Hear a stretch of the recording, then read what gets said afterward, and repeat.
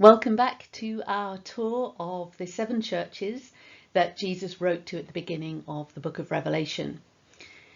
Now, Jesus sent these messages via John at a time when the church was finding itself facing all kinds of difficulties, many challenges. The authorities were openly hostile to the Christian faith, and they were making rules that the Christians found they couldn't stand with, they couldn't go along with. At the same time, within the church, there were those who said, well, hey, a little bit of compromise might get us a little bit further with the gospel, might make people listen to us. And it might be better than sticking your head above the parapet and getting it chopped off. Now, the things that we are facing here in 2020 are very different to what the early Christians faced. Yet, I do believe that there are some similarities. While the authorities may not be openly hostile to Christianity, our society holds certain things self-evident that we might not feel is true. There are situations where we are having to decide whether it's right to stand up for what we believe or whether it's right to take a step back. When does being loving require us to accept people and accept their beliefs and accept what's going on? And where does it require us to step up and be counted? And maybe say, no, this isn't acceptable.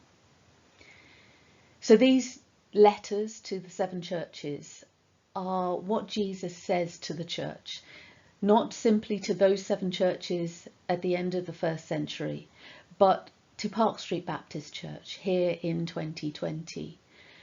We are called as a community of believers to be the church of Jesus Christ. And so we need to find out what it is that he says to the church. What is it that's important to him? What must we do to please him? How must we see our faith and our community of believers? What things does Jesus hate? What things must we avoid? Now, as before, I am going to be putting up a series of questions at the end, which I would be really grateful if you would prayerfully consider. And if you believe that God is saying something to you for the church, then please do get in touch with me or one of the other deacons and let us know what it is that Jesus says to our church today. You can get hold of me at anniehall@psbc.org.uk. And so let's get started. We are now looking at the letter at the beginning of chapter 3 in Revelation. So you will remember in chapter 1, we found John in exile on the island of Patmos. You can see the island here in the bottom left-hand corner of our map. One day, as he's worshipping, he's caught up in the Spirit and he has this amazing vision of the triumphant Jesus who tells him to write to these 7 churches in the Roman province of Asia. That's modern-day Turkey. So he told him to write to Ephesus over here on the mainland, and then further north to Smyrna and to Pergamum and to Thyatira, to Sardis, Philadelphia and Laodicea. Already visited the first 4 churches on the list and looked at what Jesus said to each of them. To Ephesus, he commended them for working hard in their faith and for not accepting false teachers.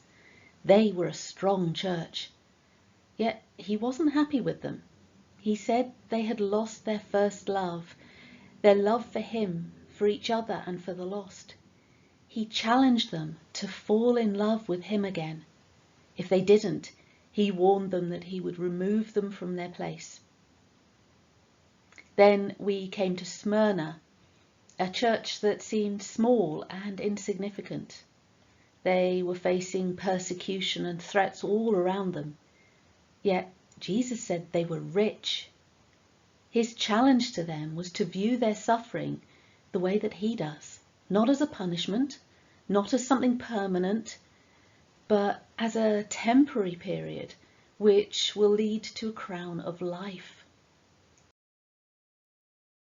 Smyrna, we came to Pergamum. This is where Satan had his throne. You remember that big temple complex up on the top of the hill? They were tempted to compromise, and Jesus challenged them to hold fast to the truth, because the rewards, God's provision, his acquittal, his acceptance into his family are so worth it.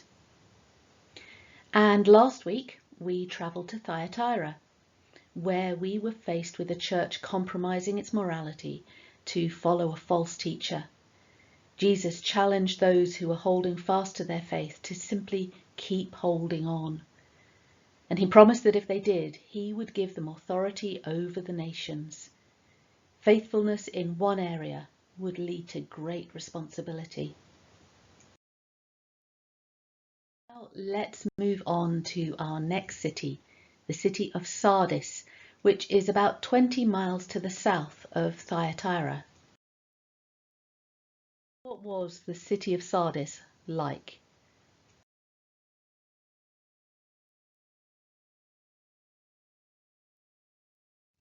Well, the old city of Sardis was an almost impregnable fortress at the top of a vertical cliff. I say almost impregnable because in 546 BC, the Persian emperor Gores captured it during the night. The city was under siege and the Persians were encamped around it with little hope of getting inside. One day, a soldier dropped his helmet over the side of the wall and down the cliff. He was so confident that he came out of a secret gate in the walls of the city and walked along a hidden path down the cliff. Collecting his helmet, he walked back up the path and through the gate and back to safety. Well, the Persian soldiers weren't stupid. That night, 100 men from the Persian army climbed the cliffs, found the path, and followed it to the secret gate. They let themselves in, and those 100 men killed 4,000 soldiers who were sleeping inside the fortress. That story became famous, perhaps too famous, because some 200 years later, when Alexander the Great arrived to lay siege to Sardis, he knew all about the secret gate and how to get in. And he did exactly the same thing as Gores had done and caught the city napping.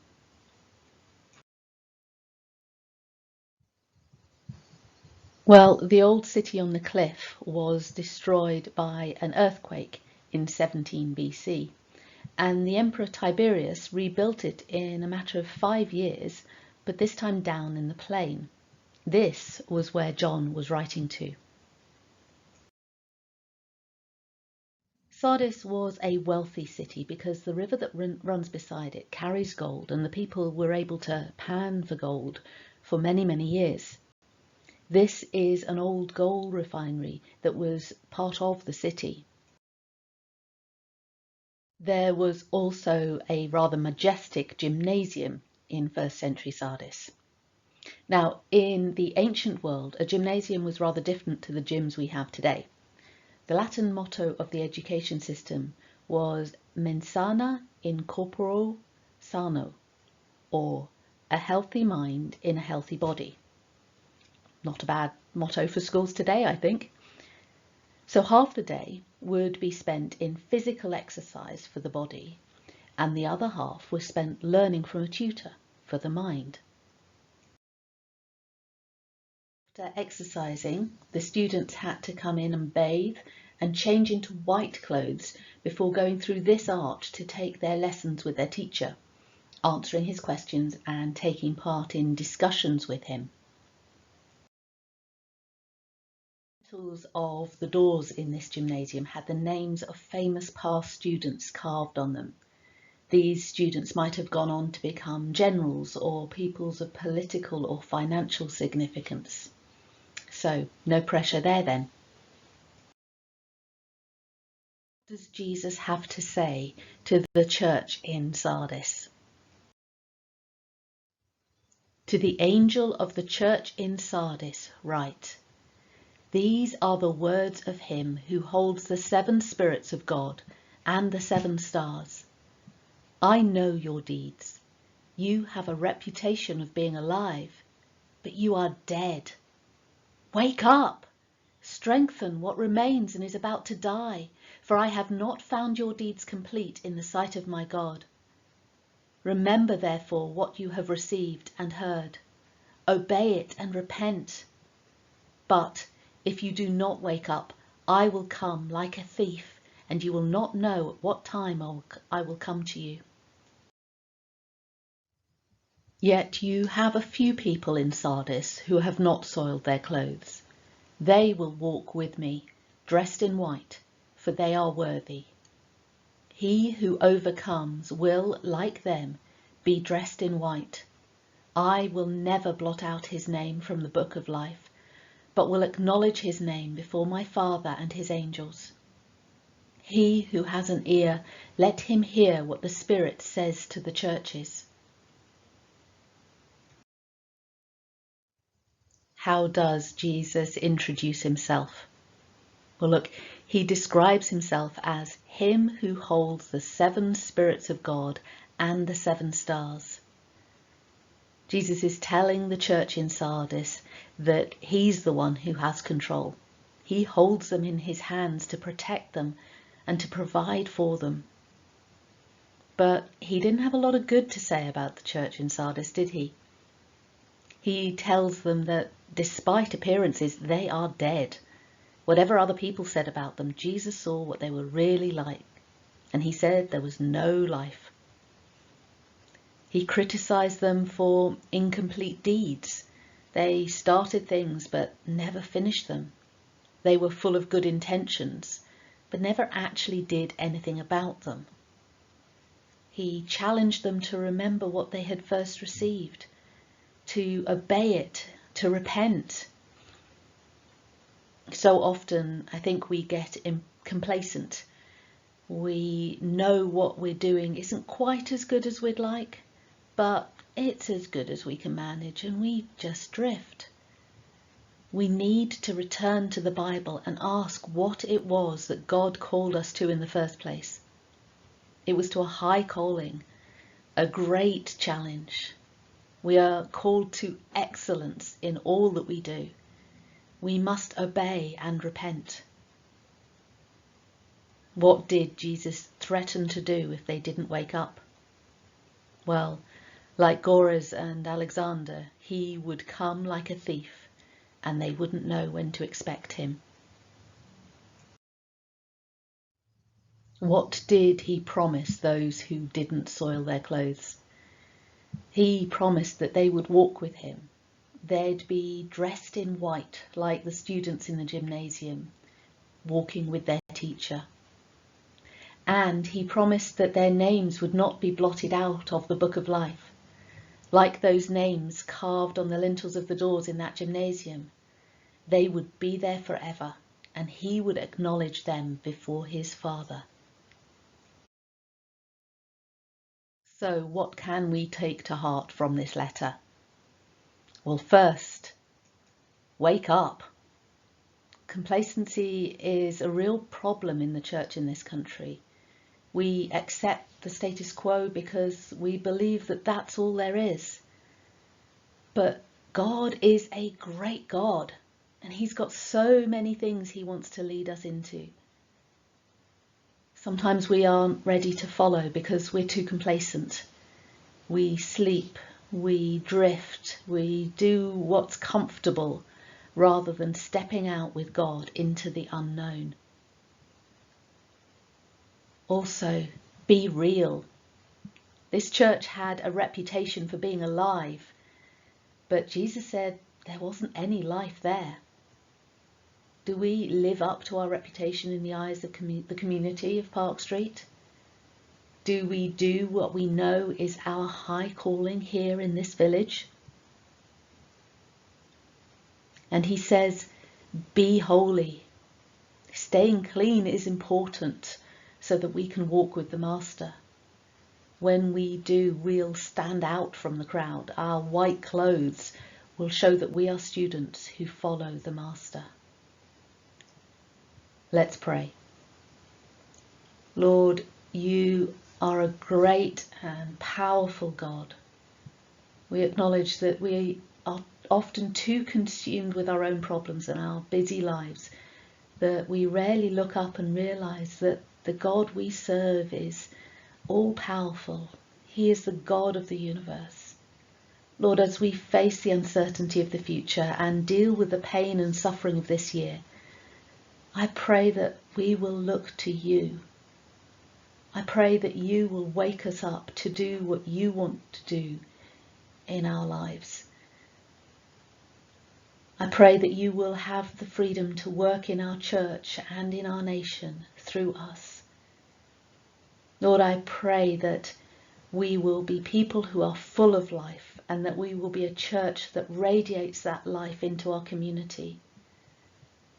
And Lord, I pray that you would keep us holy, separate from the world while still being in it and helping to change it for the better. Now to the King eternal, immortal, invisible, the only God, be honour and glory forever and ever. Amen. So now to those questions that I'd like you to consider. First of all, what is your reputation? What is our reputation as a church? Do we have a reputation for being alive? Are we living up to it? The church in Sardis was challenged to wake up and strengthen what was about to die. Is there something we need to wake up to in Park Street Baptist Church? Is there something we need to strengthen? Does Jesus see any of our deeds as incomplete? What do we need to do about it? And Jesus promises the one who overcomes that he will acknowledge his name before his Father and his angels. What does that mean for us here in Park Street in 2020? Take care and God bless.